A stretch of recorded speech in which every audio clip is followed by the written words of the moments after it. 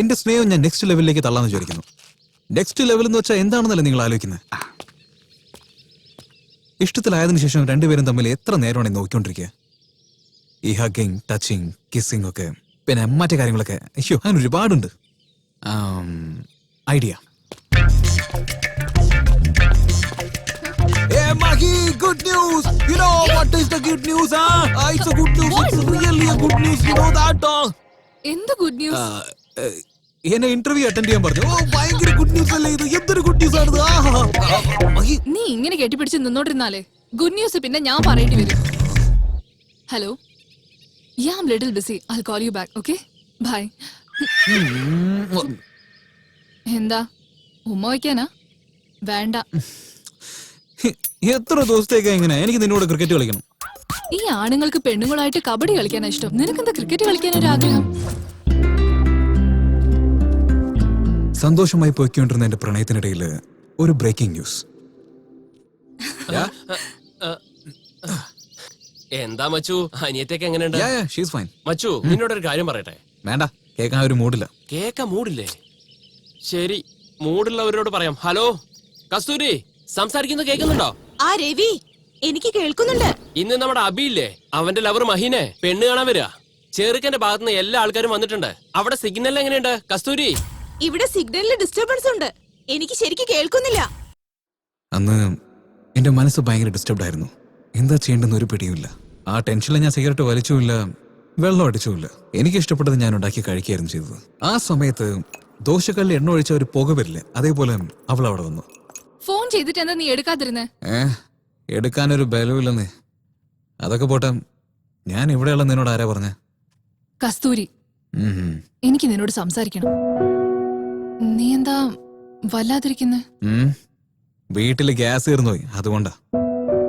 അല്ല, നീ എന്താ നല്ലോണം ജോലിക്കുന്ന? എന്റെ വീട്ടിൽ എക്സ്ട്രാ സിലിണ്ടർ ഉണ്ട്, അതുകൊണ്ട്. ഓ, അങ്ങനെയാണെങ്കിൽ എക്സ്ട്രാ സിലിണ്ടർ ഉണ്ടെങ്കിൽ വീട്ടിൽ എന്തോ ഒരു ഫംഗ്ഷൻ ഉണ്ടാവാൻ പോകുന്ന. നീ എന്താ ഇങ്ങനെയൊക്കെ സംസാരിക്കുന്നത്? എത്ര എക്സ്പീരിയൻസ് ഉണ്ടായാലും ഫസ്റ്റ് നൈറ്റിൽ ആദ്യമായിട്ടെന്നേ പറയാൻ പാടുള്ളൂ. അപ്പൊ മാനം പോയാലും അറ്റ്ലീസ്റ്റ് മര്യാദയെങ്കിലും ഉണ്ടാവും. നോക്കു മഹി, ഞാൻ പറയുന്നത് നിനക്ക് മനസ്സിലായില്ലെങ്കിലും അറ്റ്ലീസ്റ്റ് എന്റെ മനസ്സിലുള്ള ഫീലിങ്സ് എങ്കിലും മനസ്സിലാക്കുമെന്ന് വിചാരിച്ചു. നീ എന്തോ ടെൻഷനിലാന്നറിയാം. ഞാൻ ഇറങ്ങാണ്. ഞാൻ ഇറങ്ങാന്ന്. എത്ര പ്രാവശ്യം പറയാ ഓട്ടോയ്ക്ക് കൊടുക്കാൻ കാശ് വേണം നിനക്ക്? കസ്തൂരി, നിനക്ക് ഒരു പണിയൊന്നുമില്ലേ? ഞാൻ എന്താ ചെയ്യുന്നത്, എവിടെയാണെന്ന് എല്ലാം അവളോട് പറഞ്ഞോണ്ടിരിക്കണോ? അവളുടെ വീട്ടില് ഇന്ന് അവളെ പെണ്ണ് കാണാൻ വരുന്നുണ്ടെന്നാ പറഞ്ഞ്. അതുകൊണ്ടാ നിന്നോട് സംസാരിക്കണമെന്ന് വളരെ ടെൻഷനായി ചോദിച്ചത്. അതുകൊണ്ടാ പറഞ്ഞേ. നാക്കിൽ മുറിവേറ്റാൽ നല്ല വേദനയായിരിക്കും. അതേ നാക്കുകൊണ്ട് രണ്ട് ഹൃദയത്തെ വേദനിപ്പിച്ചാൽ അവർക്കത് ഒരുപാട് സങ്കടമായി മാറും. മഹിയോട് എത്രയും പെട്ടെന്ന് സോറി പറയണം. അന്ന് ഹോളി ആയിരുന്നു. മഹിയോട് സോറിയും പറഞ്ഞ് അവളോടൊപ്പം ഹോളി ആഘോഷിക്കാൻ ആഗ്രഹിച്ചു. Mahi, I am sorry. എന്താ നല്ല കൂളാണല്ലോ. ഗ്യാസ് സിലിണ്ടർ വന്നു അല്ലേ? ഫ്രീ ഡെലിവറിയാ. വല്ലപ്പോഴെങ്കിലും നീ എന്റെ ഫീലിങ്സ് മനസ്സിലാക്കുന്നുണ്ടല്ലോ. ചില കാര്യങ്ങൾ അടുത്തുള്ളതിനേക്കാളും ദൂരെ ഉള്ളപ്പോഴാ വാല്യൂ മനസ്സിലാവുക.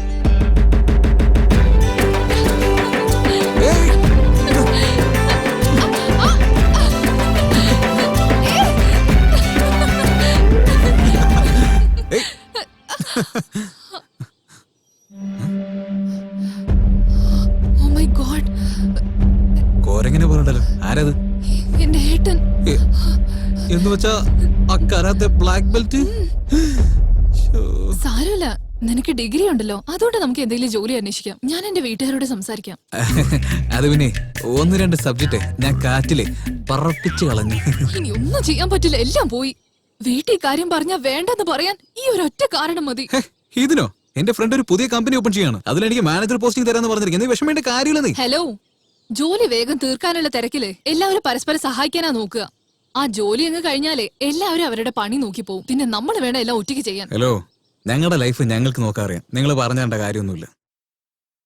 എപ്പോഴും മിസ് കോൾ തരുന്ന പെണ്ണ് സഡൻലി വരാൻ പറഞ്ഞപ്പോ തന്നെ ഞാൻ വിചാരിച്ചതാ എന്തോ ഒരു ട്വിസ്റ്റ് ഉണ്ടായിരിക്കുന്നു. ഹായ് അബി, ഒരു കാര്യം ചെയ്താലോ? പറ. നമുക്ക് ഒളിച്ചോടാം. വേണ്ട, മരിച്ചു പോവാം. അബി, നീ ഒന്നും സീരിയസ് ആയി എടുക്കാത്ത എന്താ? അല്ലെങ്കിൽ എന്താ മഹി, ഞാൻ നിന്നോട് ഒന്ന് എന്റെ അനിയത്തിയുടെ ജീവിതം. ഞാൻ നിനക്ക് വേണ്ടി എത്ര റിസ്ക് എടുക്കുന്നത്. നീ അനിയത്തെ കുറിച്ച് സംസാരിക്കുക. അവളെ വിട്ടേച്ച് എനിക്ക് വരാൻ പറ്റില്ല. അപ്പൊ ഞാൻ എന്താ ചെയ്യേണ്ടെന്ന് പറ. പ്ലീസ് മഹി, എനിക്ക് വേണ്ടി നിന്റെ വീട്ടിൽ ഒരു 2 years സമയം ഒന്ന് ചോദിക്കും പ്ലീസ്. അപ്പോഴത്തേക്ക് എനിക്ക് ജോലി എന്തായാലും കിട്ടും. അനിയത്തെ ഒരു നല്ല കുടുംബത്തിലേക്ക് പറഞ്ഞു വിടാൻ പറ്റും. നോ വേ, ചാൻസ് ഇല്ല. എന്റെ വീട്ടുകാരെ സമ്മതിക്കില്ല. എന്നാ നീ ഒരു കാര്യം ചെയ്യും, വീട്ടിൽ കാണിക്കുന്ന ചെക്കനെ കല്യാണം കഴിച്ചു.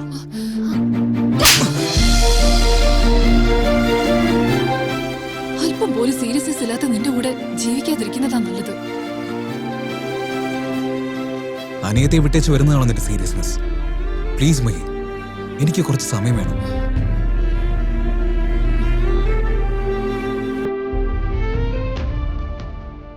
അവൾ എത്ര ദൂരം വിളിച്ചാലും ഞാൻ പോവും. അങ്ങനെയുള്ളപ്പോ അവളോടൊപ്പം ജീവിക്കാൻ വിളിക്കുമ്പോ ഞാൻ പോവാതിരിക്കോ? എന്റെ സാഹചര്യം അവൾക്കൊന്ന് ആലോചിക്കായിരുന്നു.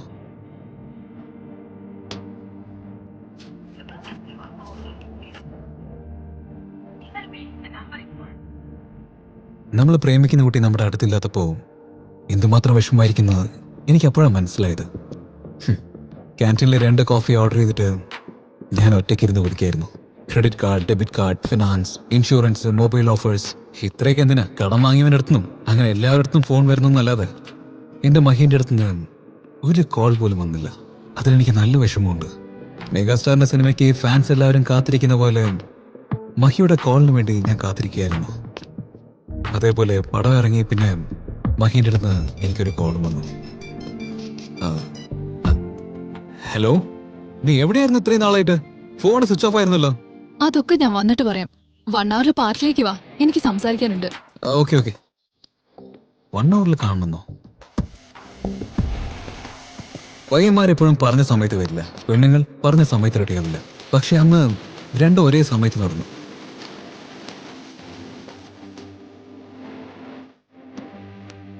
സിഗരറ്റ്, മദ്യം, പാൻ, ഗുട്ക, ഗഞ്ച, ഡ്രഗ്സ്, ഇതിനേക്കാളുപരി പയ്യന്മാർക്ക് അവരുടെ പ്രണയിനിയും സാരിയിൽ കാണുമ്പോൾ ഉണ്ടാവുന്ന ഒരു കിക്കുണ്ടാവില്ല. നീ എന്തായിരുന്നു ഭയങ്കര സന്തോഷത്തിലാണല്ലോ? അബിയുടെ കൂടെയല്ലേ, അതാ ഹാപ്പി ആയിരിക്കുന്നത്. ഓ, അതാണോ അതോ നിന്റെ വീട്ടിൽ വീണ്ടും എന്തെങ്കിലും? അബി, ആദ്യം എന്നെ കാണാൻ എങ്ങനെയുണ്ടെന്ന് പറ. പറയണോ പറയണ്ടോന്ന് എനിക്കറിയില്ല.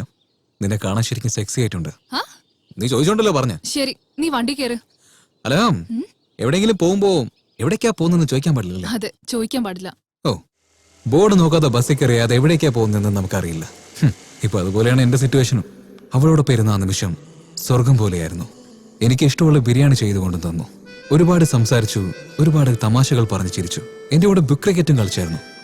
മാത്രമല്ല എനിക്ക് ഇഷ്ടമുള്ള സ്ഥലത്തേക്കും കൊണ്ടുപോയി. പക്ഷെ എനിക്ക് സ്വർഗത്തിന്റെ അപ്പുറത്തെ സ്റ്റോപ്പ് നരകമായിരിക്കും എന്നൊരു തോന്നൽ. അബി, ഇതാ നിനക്കൊരു കോസ്റ്റ്ലി ഗിഫ്റ്റ്. ഏയ്, നീ എനിക്ക് കോസ്റ്റ്ലി ഗിഫ്റ്റ് തരുന്നോ? Oh my god, are you okay? എനിക്ക് കുഴപ്പമൊന്നുമില്ല.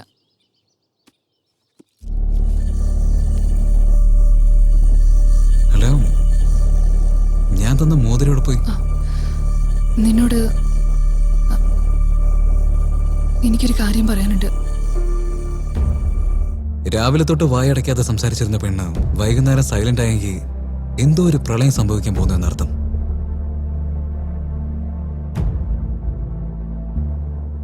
ഇവിടെ വന്നിട്ട് 1/2 an hour ആയി. എന്തോ പറയണമെന്ന് പറഞ്ഞില്ല. പറയണമെന്നുണ്ട്, പക്ഷെ എനിക്ക് പറ്റുന്നില്ല. അന്ന് മഴയുണ്ടാവാനുള്ള യാതൊരു സാധ്യതയുണ്ടായിരുന്നില്ല. പക്ഷേ എന്റെ ഹൃദയത്തിൽ ഇടിയും അവളുടെ കണ്ണുകളിൽ ഭയവും ഉണ്ടായിരുന്നു. ഞാൻ തന്ന മോതിരമുള്ള സ്ഥലത്ത് വേറൊരു മോതിരമുള്ളപ്പോ തന്നെ എനിക്ക് മനസ്സിലായി, നീ ഇനി എന്റെ അല്ലെന്ന്. കാണിച്ചേ, പുതിയതല്ലേ, ഇനി പഴയതായിക്കോളും.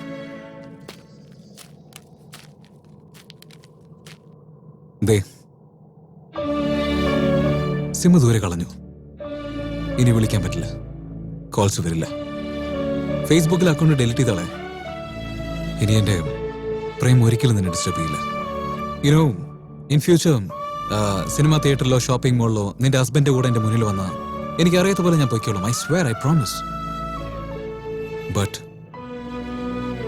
നിനക്ക് എപ്പോഴെങ്കിലും എന്തെങ്കിലും പ്രശ്നം ഉണ്ടായാൽ ഞാൻ ഒരുത്തനുള്ളത് നീ മറക്കരുത്. ബൈ ചാൻസ് എനിക്ക് കല്യാണമായാൽ മാത്രം പഴയ ഫോട്ടോയിൽ പോലെ നീ എന്നെ തരരുത്. ഓക്കെ? കാരണം നീ എനിക്ക് ചെയ്ത പോലെ എനിക്ക് എന്റെ വൈഫിനെ ചീറ്റ് ചെയ്യാൻ പറ്റില്ല. എന്നാ നീ തന്ന കോസ്റ്റ്ലി ഗിഫ്റ്റ്, എക്സ്പയറി ആയ മെഡിസിൻ ജീവനെ തന്നെ അപകടമാണ്. ബട്ട് നിനക്ക് എന്റെ കയ്യിൽ നിന്ന് ഗിഫ്റ്റ് കിട്ടണമെന്ന് ഒരുപാട് ആഗ്രഹിച്ചതല്ലേ? ഹലോ, ഞാൻ മരിക്കാനൊന്നും പോകുന്നില്ല എന്റെ അവസാനത്തെ ആഗ്രഹം നിറവേറ്റാൻ. പക്ഷേ ഇതുപോലത്തെ ചെറിയ ആഗ്രഹങ്ങളൊക്കെ നിറവേറ്റി എന്റെ ജീവിതത്തിൽ വെളിച്ചം കാണിച്ച പോലെ നീ ഫീൽ ചെയ്ത്. എനിക്കൊരൊറ്റ ആഗ്രഹമുള്ളൂ. I just want to spend the rest of my life with you. നിന്നോടൊരു കാര്യം പറയട്ടെ, പയ്യന്മാരെ പുറത്ത് കാണുമ്പോൾ കളിപ്പിള്ളേരെ പോലെ തോന്നിയാലോ മനസ്സിനകത്ത് സീരിയസ് ആയിട്ട് പ്രേമിക്കും. പക്ഷെ പെണ്ണുങ്ങളോ സീരിയസ് ആയിട്ട് പ്രേമിക്കുന്ന പോലെ കാണിച്ചാലും അവരുടെ മനസ്സിന് എളുപ്പത്തിൽ വലിച്ചെറിഞ്ഞാളെ. എനിവേസ്, എന്നെ പോലുള്ള കാമുകന്മാരെ പ്രേമത്തിൽ തോറ്റുപോയി കഴിഞ്ഞാൽ പറയുന്ന ഡയലോഗ്, നീ എവിടെയാണെങ്കിലും ആരോടൊപ്പം ആണെങ്കിലും സന്തോഷമായിട്ട് ജീവിക്കേ. Just be happy. നീ നടന്നാണ് പോകുന്നേ? ഞാൻ വേണമെങ്കിൽ ഡ്രോപ്പ് ചെയ്യാം. നീ എപ്പോഴും എന്നെ ഡ്രോപ്പ് ചെയ്തു എന്റെ ലൈഫിൽ നിന്ന്. ഇനി ഞാൻ എങ്ങനെ പോലെ നിനക്കെന്താ? നീ എന്നെ ഓർത്തോണ്ട് ലൈഫ് വേസ്റ്റ് ചെയ്യരുത്.